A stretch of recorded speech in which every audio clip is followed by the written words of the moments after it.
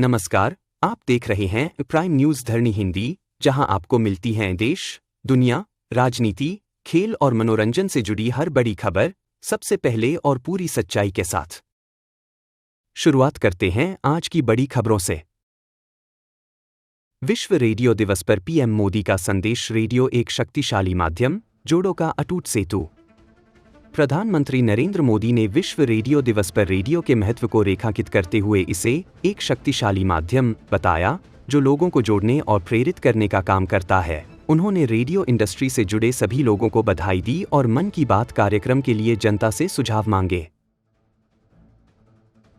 चेन्नई के वरिष्ठ पुलिस अधिकारी पर यौन उत्पीड़न का आरोप, सस्पेंड। चेन्नई पुलिस के संयुक्त आयुक्त रैंक के एक अधिकारी को महिला सहकर्मी द्वारा लगाए गए यौन उत्पीड़न के आरोपों के बाद निलंबित कर दिया गया है। इस मामले की आंतरिक जांच समिति द्वारा जांच जारी है, जबकि राज्य में बढ़ते यौन शोषण के मामलों को लेकर राजनीतिक विवाद भी गहरा रहा है। कंगना रनौत के शुद्ध शाकाहारी कैफे पर कांग्रेस की बधाई, सोशल मीडिया पर छिड़ी बहस। अभिनेत्री से नेता बनी कंगना रनौत ने मनाली में अपने नए द माउंटेन स्टोरी कैफे के उद्घाटन की घोषणा की, जिसे कांग्रेस की केरल इकाई ने बधाई दी। यह संदेश सोशल मीडिया पर चर्चा का विषय बन गया, क्योंकि कंगना बीजेपी सांसद हैं और कांग्रेस से उनकी राजनीतिक टकराहट जगजाहिर है। आपकी हार और आरएसएस की रणनीति, क्या केजरीवाल का राजनीतिक सफर बदलने वाला है? दिल्ली विधानसभा चुनाव में आम आदमी पार्टी आप की हार को भारतीय दक्षिणपंथी राजनीति में एक महत्वपूर्ण मोड़ माना जा रहा है। रिपोर्ट के अनुसार आरएसएस का अतीत में अरविंद केजरीवाल के प्रति नरम रुख अब खत्म हो सकता है, जिससे बीजेपी और संघ के बीच संबंध फिर से मजबूत होते दिख रहे हैं।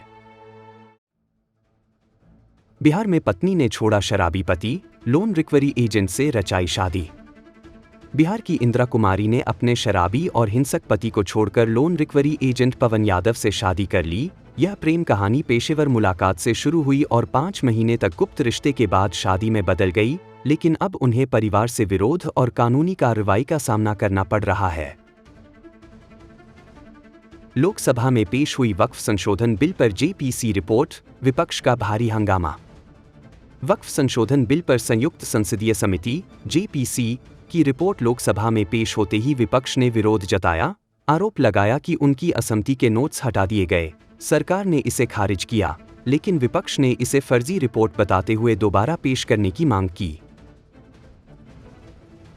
अडानी बचाओ, देश बेचो विवाद, सीमा सुरक्षा प्रोटोकॉल में ढील पर विपक्ष ने मोदी सरकार को घेरा।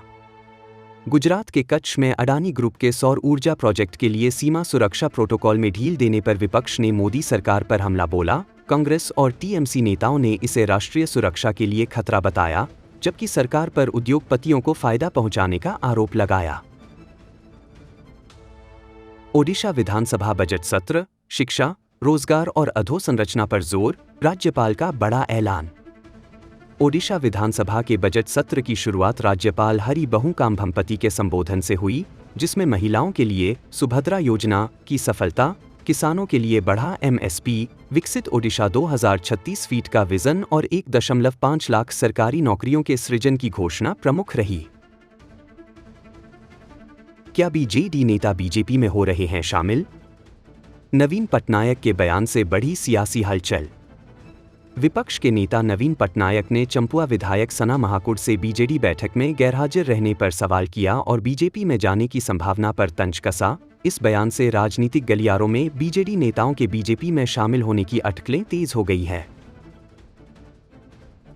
ओमान में फंसे 4 ओडिया मजदूर, 5 महीने से बिना वेतन, परिवार ने सरकार से लगाई गुहार। ओमान की एक निजी कंपनी में शोषण का शिकार हुए ओडिशा के 4 मजदूरों, जिनमें गंजाम के बसंत कुमार सेठी भी शामिल हैं, के पासपोर्ट जब्त कर लिए गए और उन्हें 5 महीने से वेतन नहीं मिला। परिवारों ने ओडिशा सरकार से जल्द मदद की अपील की है। ओडिशा में एडीईओ पर विजिलेंस का शिकंजा, 7 ठिकानों पर छापेमारी, दस्तावेज जब्त। कोरापुट जिले के एडीईओ पार्थ सारथी बिसोई के खिलाफ आय से अधिक संपत्ति के मामले में ओडिशा विजिलेंस ने 7 स्थानों पर छापेमारी की। छापों में महत्वपूर्ण दस्तावेज और बैंक पासबुक जब्त किए गए, जांच जारी। ओडिशा में फिरौती के लिए अपहृत शिक्षक 36 घंटे बाद सकुशल बचाए गए, 4 गिरफ्तार। मयूरभंज के करंजिया में बंदूक की नोक पर अगवा किए गए शिक्षक रविंद्रनाथ सिंह को 36 घंटे बाद ओडिशा पुलिस ने तालचर से बचाया। अपहरणकर्ताओं ने 15 लाख फिरौती मांगी थी। पुलिस ने 4 आरोपियों को गिरफ्तार कर मामले की जांच जारी रखी है। ओडिशा में ऑपरेशन कागर के विरोध में नक्सली पोस्टर, 24 घंटे बंद का आह्वान। रायगढ़ जिले में ऑपरेशन कागर के खिलाफ सीपीआई माओवादी द्वारा पोस्टर और बैनर लगाए गए। माओवादियों ने ओडिशा और पूर्वी छत्तीसगढ़ में 24 घंटे बंद का आह्वान किया है। पुलिस ने पोस्टर जब्त कर जांच शुरू कर दी है। बुर्ला बिम्सर कैंसर वार्ड में बिजली गुल, मरीजों ने मोबाइल की रोशनी में कराई कीमोथेरेपी। बुर्ला बिम्सर अस्पताल के कैंसर वार्ड में अचानक बिजली कटने से मरीजों को मोबाइल की रोशनी में कीमोथेरेपी करानी पड़ी। बिजली विभाग ने बिना पूर्व सूचना के बिजली काट दी, जबकि अस्पताल में जनरेटर होते हुए भी इस्तेमाल नहीं किया गया।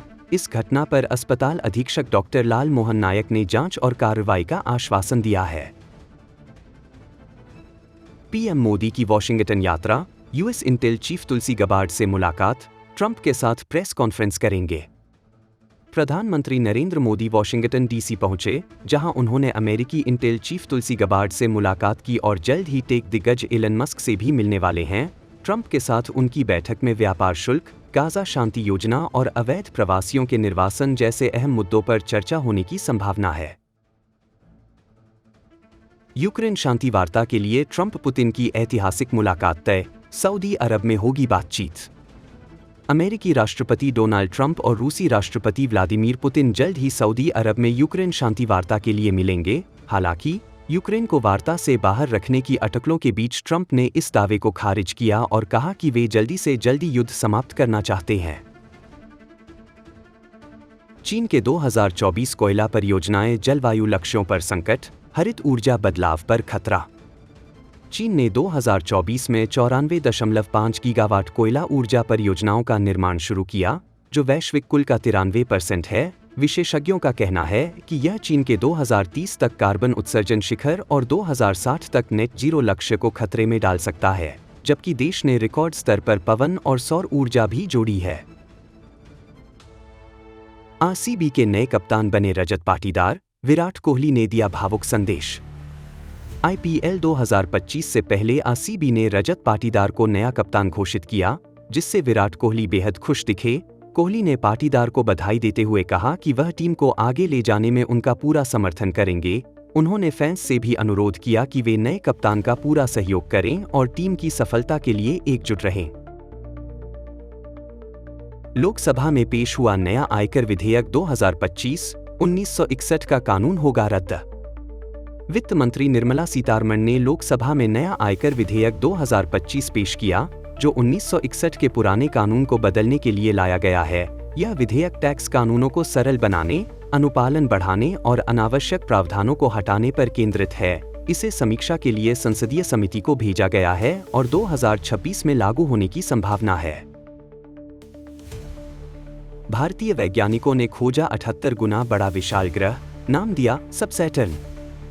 अहमदाबाद के फिजिकल रिसर्च लेबोरेटरी (PRL) के वैज्ञानिकों ने TOI 6038AB नामक एक विशाल एक्सोप्लैनेट बाहरी ग्रह की खोज की है। यह ग्रह पृथ्वी से 78.5 गुना भारी और 6.41 गुना बड़ा है, जो एक टाइप तारे की परिक्रमा केवल 5.83 दिनों में पूरी करता है।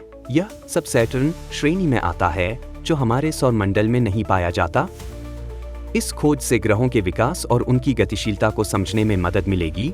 यह PRL की पारस 2 स्पेक्ट्रोग्राफ तकनीक का उपयोग करके खोजा गया दूसरा एक्सोप्लैनेट है।